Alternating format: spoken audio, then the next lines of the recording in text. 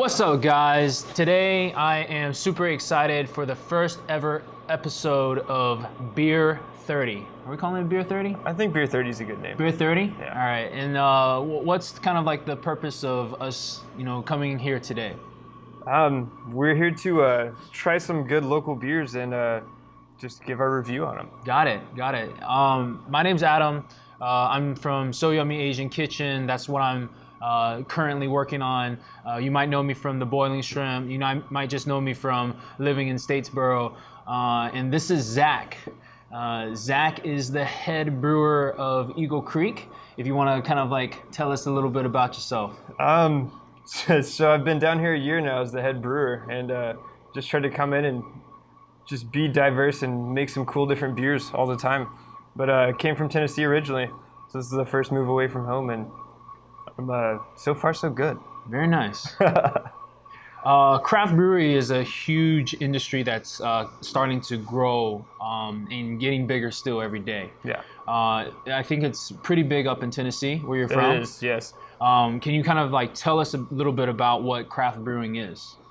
Craft brewing, it's nothing like where, for me, it's all about the creative process that goes into it. So all the design work going into the recipe, like what grain you're going to use, what yeast and hops and things like that you're going to use. And then just kind of having fun at the same time, trying new and different things. Always pushing your boundaries a little bit. Very nice. And I mean, we do that same thing at So Yummy Asian Kitchen. I apologize for keep plugging my restaurant, but you know what it is. So what we got going on today? We got 3 different brews. Yeah, we have 3 different pale ales. Okay. All from right around where we're at here in Georgia. All right. So we have one from Piedmont Brewery in Macon, and it's just, I think it's a nice little standard pale ale. Well, we'll look at the description here in a minute. All right. Then we have a Coastal Empire Sour Pale Ale, and they're over in Savannah. And I've heard some great things about them. I haven't had a chance to have a lot of their beers, so I'm excited about this. And then we have the new one that we just dropped here at Eagle Creek, the Myasar. It's our new paleontology series. So I'm gonna make a pale ale, and it's gonna be different every single time. So I'm completely not educated on stuff like this. What is a pale ale? So a pale ale is kind of like, IPAs are extremely hoppy. Okay. If you want something not quite as bitter, but you still enjoy that hop flavor profile, you can kind of tone it back down into a pale ale. So they're usually a lot less bitter than an IPA, but you still have that you get those good piney, citrusy. So for me, like I've always associated kind of like that bitterness, like with hops. Is that correct in this case, or Yes. Okay, got it. So what the flavor that we're looking for is what specifically? It just kind of depends on what they were trying to hit in their beer recipe. All So right. like you can have some nice like real piney notes over here. You can have these real sweet citrusy notes. All right. And you can also balance them out with a nice little blend. So, All right. Well, let's get to tasting. all right. Which one's first? Let's go with. I don't know. Let's go with this one. All right. Just crack it open. Yeah. Is there a specific way to pour? What's the correct I mean, What's the correct way from I'm not our sure head if brewer? I'm not sure if there is a correct way because watch, this is probably gonna foam a lot, but it's kind of tilted just a hair. All right. Let me try one of these.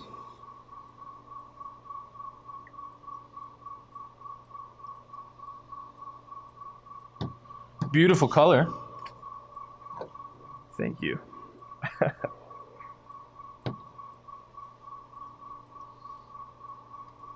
Gotta hook the cameraman up.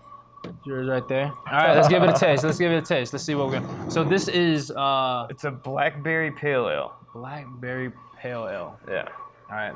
Now, is there a specific way? I know sometimes with coffee you're supposed to give it a little sniffy sniff. Or... Yeah, you kind of just give it a little sniff in the beginning. Kind of, you smell the nose of it, and that kind of gives you a general idea of where the taste should go. Okay. But then you'll figure out what happens later. Cheers. Cheers, man.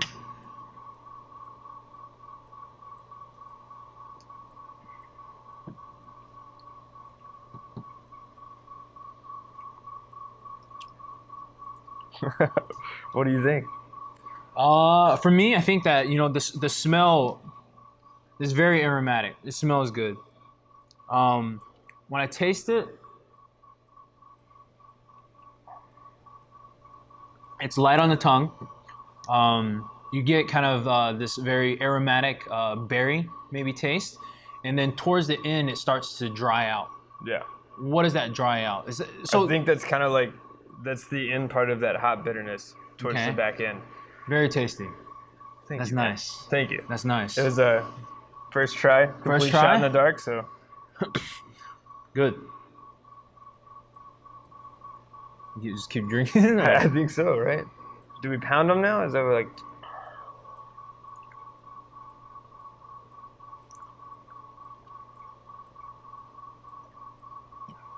All right, there's that one. Very nice. What's next? Let's try this guy. So Piedmont Brewery. Yeah. I like the. This is a growler. It is a growler, a little 32-ounce growler. Okay. I love their logo too. Like, yeah, the logo is awesome. The logo has basically this really nice skull on it with this. This is the hop. It is. Yeah. Hops on the mind. Says handcrafted, honest food, Macon. This is local. It is. Yeah. Okay. And so this is the Porch Song Pale Ale. Okay. So Porch it says Slung. Song. Porch Song. All right. And so it says it's supposed to have slight undertones of toasted malt on the nose, are offset with fresh citrus hop aromas. A touch of crystal malt lends to a subtle sweetness that is quickly overtaken by the juicy and oh so subtle bitterness of grapefruit and orange flavor hops. All right, Piedmont, Let's give it a Macon. shot. Let's see what you got. How's it smell? Smells good. Oh, look how clear that is.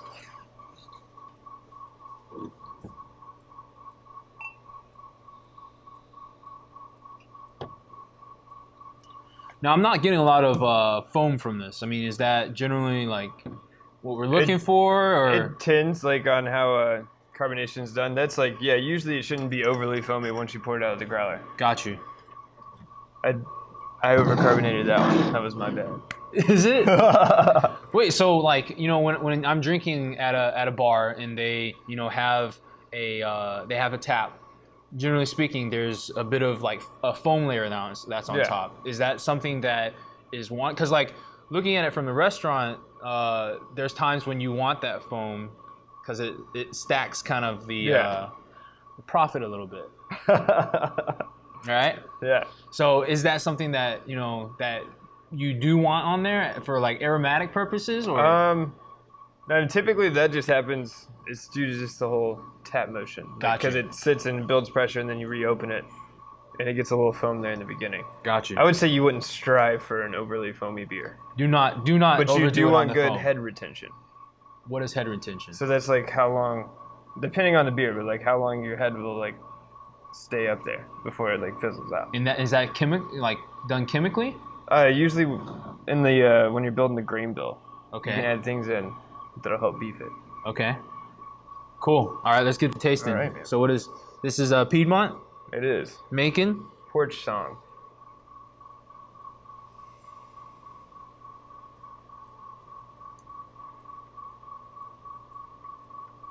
Okay. It's nice. It is subtle. Doesn't have as much of a bite as the other one. It's a lot more malty right there in the middle too. Malty. Yeah. Is it malty mellow? Is mellow malty? No, I don't know. Malty's just, it's very round. Okay. Feeling. Got you.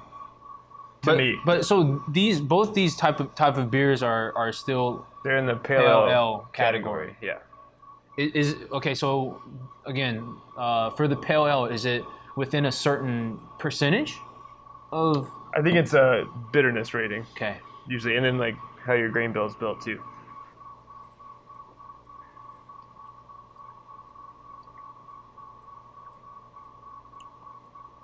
I like it too because the hops, they creep up on you on the back end a little bit. Mm-hmm. They're lingerers. trying to find the words to kind of like describe this.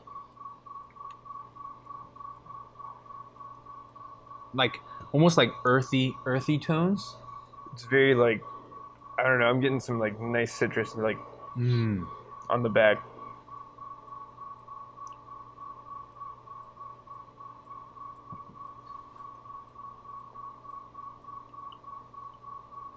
That's a good beer. I would drink I like that. it. Yeah. I would drink that. Absolutely. All right. Cheers.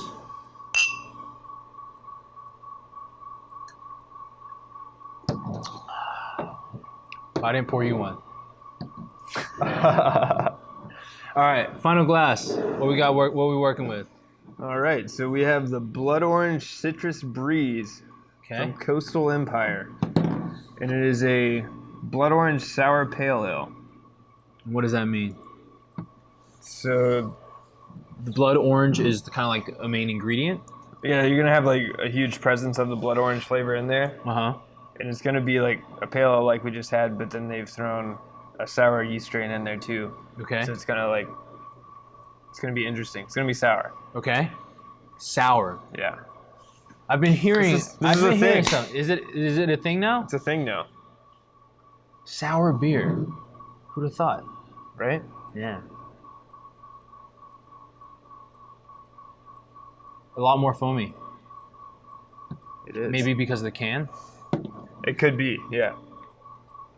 Because growler fills usually don't tend to be as foamy.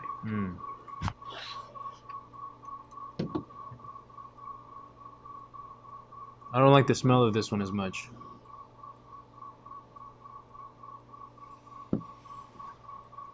There's not a ton going on, I feel like. That the first one was like fragrance wise. I mean, it has like more of like a smell to it. Yeah. It's kind of But just. you can I can smell the sourness though. Yeah. All right. Let's give it a taste.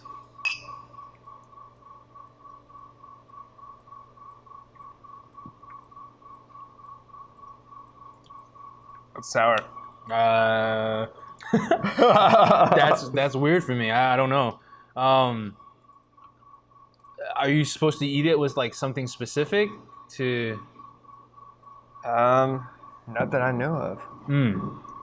Sour. Yeah, it really pulls the whole tongue. Like It's kind of like a warhead almost. Has that kind of like like right in the jaw. There's like a taste there that's like, I don't know. I don't know how to feel about this. When did this start showing up on the scene? I'm not sure. Sours have been like here in the last few years though. They've taken a huge shot up. Because originally if you're in a brewery and you made a sour, like that would have been a bad beer considered. Sure. And then now they've started like just diving into that and exploring that whole avenue. It's a cool avenue. It's a funky avenue. Like you're dealing with all these little wild microbes. Well, so like vendors have like come up to me and told me that like sours is a thing. I guess what's driving like that? Is it just people looking for that taste? I think that's part of it. Like people enjoy that, but then too, it's with like a lot of it's like barrel aging and like going in and like letting them age out so they're not as sour and throwing some cool things in the barrel with them. Gotcha. Things along those lines. I don't know. It's like a whole new branch of experimentation that everyone's doing. So what's on the cusp for you guys? Like, are you guys thinking about doing like a sour, or you guys want to stick with more things that? Well, I would love to dabble, but we need like, I don't want to do it in house right now, just because it's so. You got to be like on top of everything. Got you. But now if we had a separate facility at some point in time when I'd play around, yes. Separate facility. Yes. On its way.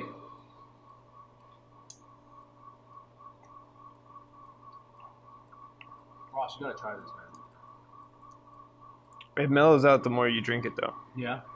I mean, because your taste buds are more Used to they're it. already shocked, yeah. Just that initial like part of it is like. Because like now I'm starting to get a little bit of the hot presence out of it on the back end.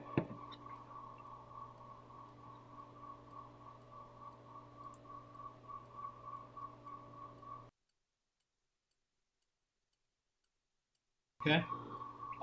If we were to rate the beers, kind of what you got going on? Are we doing just for me?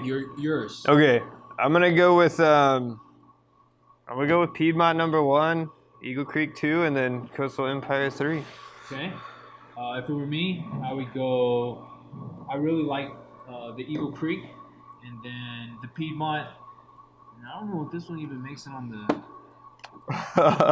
Yeah, that would be a close third. But yeah, that's kind of like what we have going on. Thanks for tuning in.